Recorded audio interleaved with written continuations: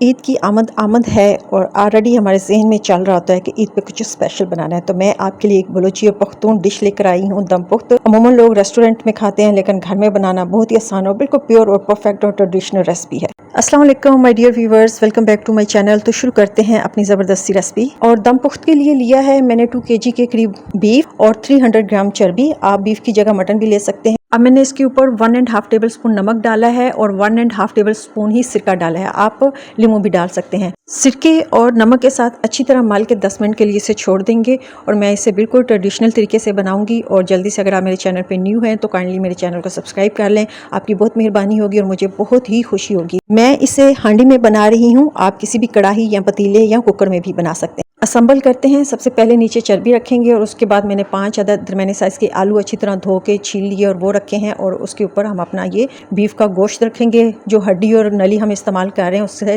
यखनी का फ्लेवर बहुत ही अच्छा आएगा। बोटी का साइज आप अपनी मर्जी से छोटा या बड़ा रख सकते हैं। 3-4 इंच अदरक का टुकड़ा छोटे छोटे पीसेस करके, 5-6 सब्ज़ मिर्चें, एक बड़े साइज का प्याज और 2 साबुत लहसुन की पोथियाँ अच्छी तरह धो के उसकी डस्ट साफ करके, 1 टेबलस्पून काली मिर्च और 3 दरमियाने साइज के टमाटर धो के वो भी 2-2 पीसेस करके ऊपर रख देंगे। और इस तरह बाउंड्री पे आटा लगा के ढक्कन को टाइटली बंद कर देंगे। 10 मिनट के लिए मीडियम आंच पे हांडी को अच्छे से गर्म होने देंगे। जब हांडी अच्छे से गर्म हो जाएगी तो 10 मिनट के बाद हम आंच को बिल्कुल लो कर देंगे। दम वाली आंच होगी। दम वाली आंच पे 3 घंटे के लिए हम इसको कुक करेंगे, इसलिए इसका नाम दम पुख्ता है, क्योंकि ये दम पे तैयार होती है। 3 घंटे के बाद चूल्हा बंद कर दें और इस तरह नाइफ के साथ ढक्कन को लूज कर दें। ढक्कन फ़ौरन नहीं उठाना वरना स्टीम आपके हाथों को पड़ सकती है।